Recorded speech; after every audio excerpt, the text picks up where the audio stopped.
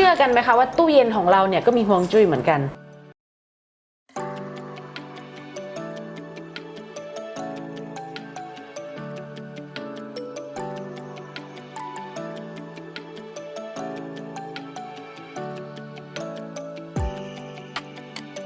สวัสดีค่ะทักเซนบายออเดอรี่นะคะวันนี้เราจะมาคุยกันเรื่องฮวงจุ้ยแต่ว่ามันจะเป็นเรื่องที่แบบสุดแปลกมากๆเลยเพราะว่าเวลาคนพูดถึงฮวงจุ้ยเขาคิดถึงว่าบ้านตำแหน่งบ้านตำแหน่งห้องนอนตำแหน่งห้องกินข้าวใช่ไหมคะแต่วันนี้เราจะมาคุยเกี่ยวกับฮวงจุ้ยตู้เย็นที่เอาไว้เก็บข้าวเก็บอาหารเก็บขุมทรัพย์ของคุณเนี่ยก็คือเว็บไซต์เขาขายตู้เย็นเขาก็เลยทำมานั่นแหละคอนเทนต์เขาบอกว่าตู้เย็นที่ดีเนี่ยควรวางเยื้องกับประตูห้องครัวเพราะว่าถ้าคุณวางตู้เย็นไว้ตำแหน่งประตูเลยเนี่ยพลังชี่จะหมุนเวียนไม่สะดวกบางทีหม่าอยากถามนะว่ามึงรู้ไหมว่าคำว่าพลังชี่ที่ว่าคืออะไรจริงคืออยากรู้บ้างเลยว่าในความรู้สึกของพวกคุณเนี่ยคำว่าชี่คืออะไรคือแบบมึงพูดได้มั่วมากเขาพูดว่าชี่ไม่ดีคนก็แบบมันมีคำว่าไม่ดีเขาได้ยินแค่คำว่าไม่ดีคือหม่าต้องบอกอย่างนี้ว่ากัดเคยเห็นไหมเราเอาตู้เย็นไว้ที่ไหนอะมาว่าการดีไม่ดีของตู้เย็นอะมันคืออันนี้เราจะเห็นเลยว่าตู้เย็นในบางตำแหน่งพอเราวางไว้อะของมันเน่าเสียอยู่ในนั้นเต็มเลยมันทำให้ของเสียหายนะคะแล้วก็ทำให้สูญเสียเงินหรืออย่างบางทีอะเอาง่ายๆนะคะบ้านกัดอะตำแหน่งตู้เย็นที่กัดวางอะกับตำแหน่งตู้เย็นที่พี่อ๋อวางอะสิ่งหนึ่งที่เห็นชัดว่าไม่เหมือนกันนะคะคือตำแหน่งที่วางเราจะเห็นเลยว่าตู้เย็นของกัดอะเก็บของอ่ะจะไม่เน่าได้ไม่เกิน4 วันส่วนใหญ่เนี่ยเอาผลไม้หรือเอาอะไรไปวางอ่ะ4 วันก็เน่าอันนั้นคือบ้านกัดแต่บ้านพี่อ๋ออ่ะวางไปเลยเดือนหนึ่งผลไม้ยังไม่เน่าเลยตำแหน่งของมันอ่ะทำให้ของไม่เสียนึกออกไหมคะทีนี้ถามว่าต้องเป็นตำแหน่งไหนล่ะนี่ก็ต้องมาถามอีกว่าแล้วห้องครัวมึงอยู่ตำแหน่งไหนล่ะเข้าใจว่าลักษณะการกินของคนในบ้านเป็นแบบไหนล่ะยกตัวอย่างเช่นถ้าเป็นคนที่ไม่ทำกับข้าวเลยซื้อกินตู้เย็นก็ต้องวางตำแหน่งหนึ่งถ้าเป็นคนที่ทำกับข้าวกินทุกวันนะก็ต้องตู้เย็นตำแหน่งหนึ่งแล้ว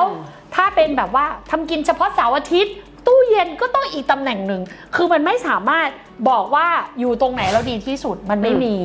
นึกออกมาแต่เวลาดูตู้เย็นมันไม่เกี่ยวอะไรกับการเงินเลยโอเคสิ่งเดียวที่มันเกี่ยวกับการเงินคือซื้อของมาแล้วของเน่าเสียอันนี้เกี่ยวแต่มันไม่ได้มีผลว่ามึงจะเก็บเงินไม่อยู่มึงจะต้องไม่เหลืออะไรเลยไม่เกี่ยวเลยตู้เย็นไม่ได้ทำอะไรแบบนั้นเลยอ่ะก็สีตู้เย็นด้วยเป็นสีอะไรของบ้านถ้าสีตู้เย็นเป็นสีไม่ดีของบ้านยังไงก็เจ๊งก็คือเวลาที่เขาพูดคำว่าเสียเงินก็คือถ้าตู้เย็นมันเจ๊งคุณก็ต้องเสียเงินคุณต้องซื้อใหม่คุณก็ต้องซ่อมใช่แล้วของในตู้เย็นมันเน่าเสียมันพังมันก็คืออย่างนี้ดังนั้นเนี่ยอย่าไปเชื่อว่าตู้เย็นมีผลกับชีวิตขนาดที่ว่าจะทำให้มึงล้มละลายก็คือคุณวุ่นวายกับการที่ต้องซื้อของออกบ่อยๆหรือว่าต้องเรียกวารันตีขึ้นมาซ่อมบ่อยๆอะไรอย่างเงี้ยแค่นั้นแต่มีตำแหน่งพอที่จะบอกลูกเพจได้ไหมว่าแบบตู้เย็นอยู่ประมาณขวาสุดของบ้านซ้ายสุดของบ้านประมาณไหนคร่าวๆให้เขาไปแบบเพราะส่วนมากคนไทยอ่ะตู้เย็นมีอยู่2 ตำแหน่งไม่ขวาสุดก็ซ้ายสุดของบ้านมีอยู่แค่นี้สิ่งเดียวที่บอกได้นะคะแล้วก็พูดเลยว่าควรมากๆด้วยนะคะก็คือฝาตู้เย็นอะเวลาเปิดอะค่ะมันจะต้องตั้งฉากกับถนนเพราะนั่นหมายความว่าจะมีของหมุนเวียนก็คือจะตั้งตรงไหนในบ้านไม่รู้เพราะว่ามันแล้วแต่ purpose ของการใช้มันแล้วแต่ว่าวัตถุประสงค์ในการใช้แต่บอกได้เลยว่าตู้เย็นไม่ควรนะคะขนานถนนคือฝาเปิดมาแล้วเป็นขนานถนนเวลาเปิดปุ๊บมันก็จะสมมติตู้เย็นอยู่อย่างนี้ตู้เย็นอยู่อย่างนี้ฝามันเปิด180สัง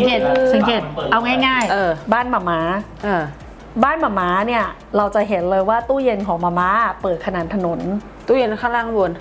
ข้างบนข้างล่างเหมือนไม่เหมือนข้างบนไม่เหมือนเพราะว่าคนละอย่างใช่เพราะว่าตึกอาคารของเราไม่เหมือนกันฮวงจุ้ยบ้านเราไม่ได้ว่ะต้องไปดูบ้านคนอื่นคือต้องบอกว่าเวลาเปิดฝาตู้เย็นนะคะมันจะต้องหมุนเวียนตู้เย็นบ้านการ์ดมันจะตั้งฉากกับประตูที่บ้าน